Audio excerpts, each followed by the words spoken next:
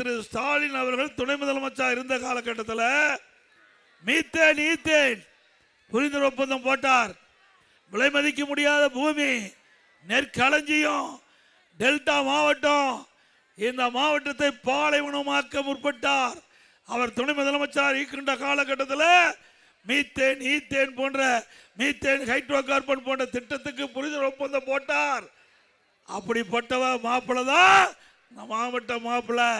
அவர் விவசாயியுடைய நிலங்களை பறிக்க முயற்சித்தார், தடுத்து நிறுத்தியது அதிமுக. அதிமுக அரசாங்கம் மட்டும் இல்லைன்னா உங்களுடைய பூமியெல்லாம் மீத்தேன் ஹைட்ரோ கார்பனுக்கு போயிருக்கும்.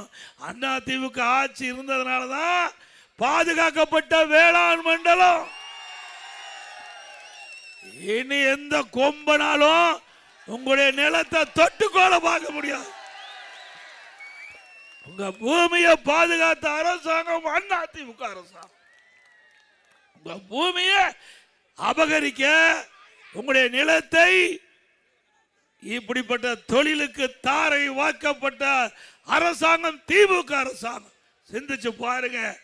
இங்க இருக்கிற விவசாயிய வாழ்வாதாரமே இந்த பூமி வச்சுதான். இந்த விவசாயிக்கு வேற எந்த தொழிலும் தெரியாது. அந்த பூமியை பிடிக்கிட்டா, இந்த பூமியை அபகரிச்சுட்டா விவசாயி எங்கே போவார்? எண்ணி பார்த்தாரா? நான் ஒரு விவசாயி, இன்றைக்கு முன் பேசிக் கொண்டிருக்கிறேன்.